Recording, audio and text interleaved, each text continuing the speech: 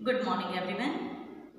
Students, जैसे हम particular 3 language को अच्छी तरह से बोलते हैं और जानते हैं, हिंदी, गुजराती और इंग्लिश। इन तीनों लैंग्वेज के अंदर सबसे महत्वपूर्ण है ग्रामर, व्याकरण, जिसके माध्यम से हम भाषा को एकदम से प्रोनाउंसिएशन भी और उच्चारण अच्छी तरह से कर सकते हैं। लेकिन इन व्याकरण को सीखने के लिए सबसे पूर्ण महत्व की जो है, ये हमारे संज्ञा, सर्वनाम, विशेषण, क्रिया और काल, इन सबकी परिभाषा को अगर हम अच्छी तरह से जान लें तो लैंग्वेज सीखना और बोलना एकदम से इजी हो जाता है। जैसे गंगा पवित्र नदी है, तो गंगा शब्द है, ई संज्ञा है, क्योंकि ए किसी एक नदी का पर्टिकुलर नाम है। तो कोई भी व्यक्ति, वस्तु, स्थल आदि के नाम का जब भी हम उच्चारण करते हैं तब उसे हम कहते हैं संज्ञा।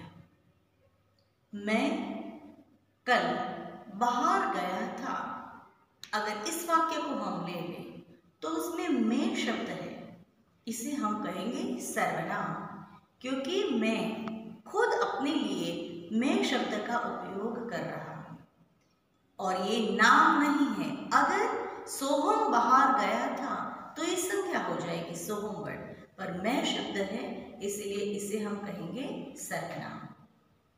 गुलाब का फूल सुंदर लगता है, अब गुलाब शब्द है, इस शब्द को हम संज्ञा कहते हैं, लेकिन सुंदर शब्द जो दिया वो एक शब्द की विशेषता बताता है, यानी गुलाब और फूल की विशेषता बताता है, इसीलिए हम सुंदर शब्द को विशेषण कहेंगे।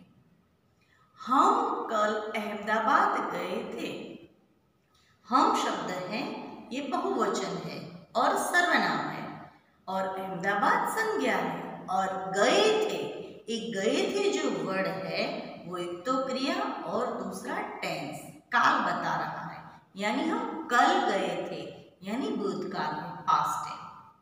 तो इस तरह से हम व्याकरण के अंदर संज्ञा, सर्वनाम, विशेषण, क्रिया और काल, इनकी परिभाषाएं सीखे हैं।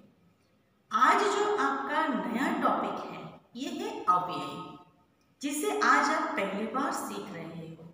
इंग्लिश में एडवर्ब जिसे कहते हैं, इसको आज पहली बार आप परिभाषा, डेफिनेशन के साथ सीख रहे हैं। तो अव्यय हम किसे कहते हैं?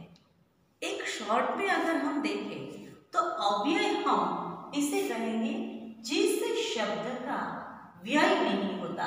अव्यय एक शाब्दिक शब्द है, यानी एक शब्द है और इन पर्टिकुलर इस शब्द का कभी व्यय नहीं होता, इसे हम कहते हैं अव्यय।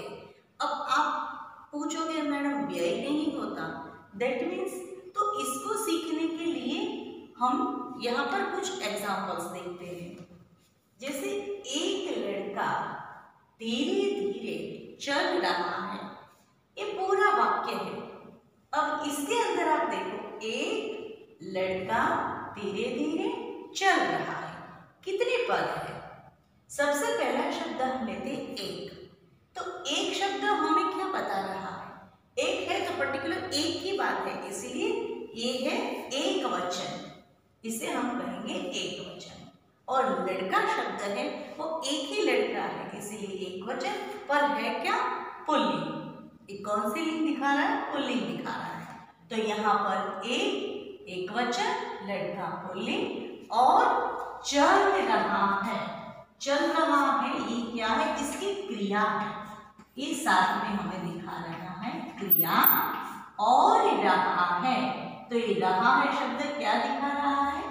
वर्तमान काल, वर्तमान काल, प्रेजेंट। ठीक है, तो एक ही सेंटेंस के अंदर हमने वचन, लिंग, क्रिया और काल, ये 4 शब्द सीखे। सेकंड ले लो, एक लड़की धीरे धीरे चल रही है। अब इसमें भी एक है, ये एक वचन है, लड़की है, इसे हम यहाँ पर लेंगे एक स्त्रीलिंग। लड़की एक स्त्रीलिंग, ठीक है। चल रही है ये क्रिया है और रही है ये कार्य वर्तमान का। थर्ड एग्जांपल में देखो, कुछ लड़के धीरे धीरे चल रहे हैं। अभी कुछ शब्द है, यहाँ पर लड़के का नाम नहीं दिया है, कुछ दिया है, दैट मीन्स सर्वनाम। और लड़के एक सर्वनाम दिखा रहा है, ये है सर्वनाम। और ये जो लड़के शब्द है एक कौन सा दिखा रहा है वचन, ये है बहुवचन, ठीक है। कुछ यानी सर्वनाम, बहुवचन और चल रहे हैं ये क्रिया और वर्तमान काल। फोर्थ, बहुत सी लड़कियां धीरे धीरे चल रही है। अब बहुत शब्द है, ये क्या दिखा रहा है, बहुवचन दिखा रहा है। लड़कियां एक स्त्रीलिंग है और बहुवचन है। चल रही है ये क्रिया है और वर्तमान काल। नेक्स्ट, राहुल धीरे धीरे चला जाएगा। इस सेंटेंस में राहुल शब्द है, ये क्या दिखा रहा है हमें, राहुल एक पर्टिकुलर नाम है, तो ये है संज्ञा। चला जाएगा चलने की क्रिया है, पर जाएगा कौन सा टेंस दिखा रहा है, भविष्य काल। तो यहाँ पर काल बदल गया, ये है भविष्य काल। ओके, नेक्स्ट, मैं धीरे धीरे चल रहा हूं। इसमें मैं शब्द है, ये सर्वनाम है। धीरे धीरे चल रहा हूं, चलने की क्रिया है और वर्तमान काल। राहुल धीरे धीरे मधुर गाना गा रहा है। अब राहुल जो है, ये हमने यहाँ पर सीखा, वैसे संज्ञा है, ये जो है वो राहुल शब्द है, ये संज्ञा है। और मधुर, ये गाना गा रहा है, गाना गाने की क्रिया कर रहा है, ठीक है। और प्रेजेंट टेंस, बट कैसा गाना गा रहा है, तो राहुल मधुर गाना गा रहा है। ये इसका विशेषता दिखाई, इसलिए इसे हम कहेंगे विशेषण, ठीक है। इसे हम कहेंगे विशेषण। तो इस सभी वाक्य में हमने देखा संज्ञा, सर्वनाम, विशेषण, लिंग, वचन और काल। इस सभी वाक्यों के अंदर सब कुछ है, लेकिन एक वर्ड है जिसको हमने देखा धीरे धीरे, सेकेंड में भी धीरे धीरे, यहाँ पर भी धीरे धीरे, फोर्थ में धीरे, फिफ्थ में भी ये वर्ड है, सिक्स्थ में भी है और सेवंथ में। तो पर्टिकुलर सभी वाक्य के अंदर ये जो धीरे धीरे शब्द है, जिसको हमने नहीं बदला, समझ में आया, ये वर्ड को हमने नहीं बदला।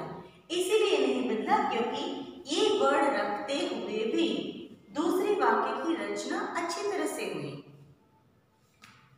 इन शॉर्ट में कि संज्ञा, सर्वनाम, विशेषण, लिंग, वचन और काल, ये सब कुछ बदल गया। सभी वाक्य के अंदर सब कुछ चेंज हुआ, लेकिन एक शब्द है जो सब चेंज करने के बाद भी, सभी बदल जाने के बाद भी अपनी जगह, अपना स्थान नहीं छोड़ रहा है, जिसे हम कहेंगे अव्यय, यानी जिसका कभी भी व्यय नहीं होता।